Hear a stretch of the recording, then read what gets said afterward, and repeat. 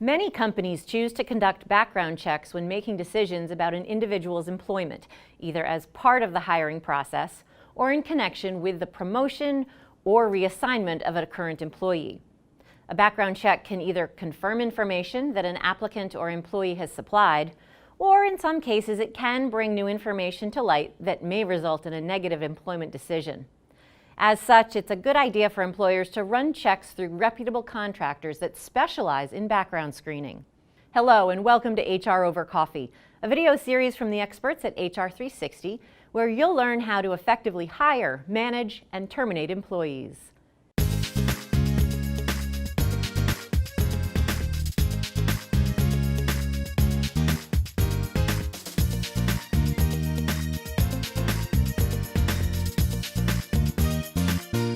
A background check can be a useful tool when making employment decisions by providing companies with information about an individual's education and prior employment, criminal record, financial history, and other information that's relevant to the position.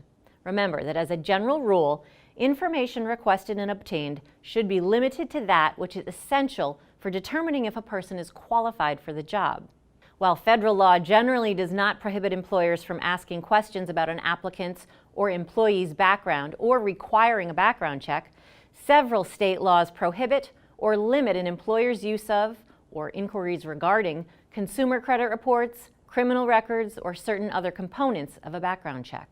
Therefore, it's prudent to consult with a knowledgeable employment attorney prior to conducting any background checks to be sure your company's actions comply with the law.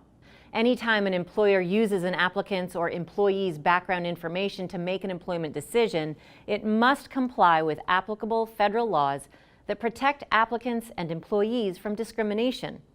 For employers with 15 or more employees, that includes discrimination based on race, color, national origin, sex, including sexual orientation and gender identity, religion, disability, and genetic information, including family medical history. Employers with at least 20 employees also may not discriminate based on age, 40 or older, under federal law. States may have similar non-discrimination laws that apply to smaller employers and/or that include additional protected groups. It's important to treat everyone equally.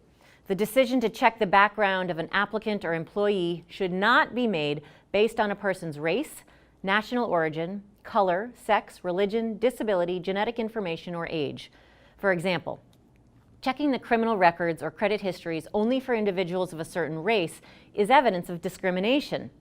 Similarly, apply the same standards to everyone. For example, if you don't reject applicants of one ethnicity with certain financial histories or criminal records, you can't reject applicants of other ethnicities because they have the same or similar financial histories or criminal records. Be careful when basing employment decisions on background problems that may be more common among people of a certain race, color, national origin, sex, or religion, among people who have a disability, or among people age 40 or older. For example, employers should not use a policy or practice that excludes people with certain criminal records if the policy or practice significantly disadvantages individuals of a particular race, national origin, or another protected characteristic, and does not accurately predict who will be a responsible, reliable, or safe employee. Additionally, be prepared to make exceptions for problems revealed during a background check that were caused by a disability. For example, if you're inclined not to hire a person because of a problem caused by a disability, you should allow the person to demonstrate his or her ability to do the job. In addition to non-discrimination laws, employers that get reports from companies in the business of compiling background information must comply with the Federal Fair Credit Reporting Act, or FCRA.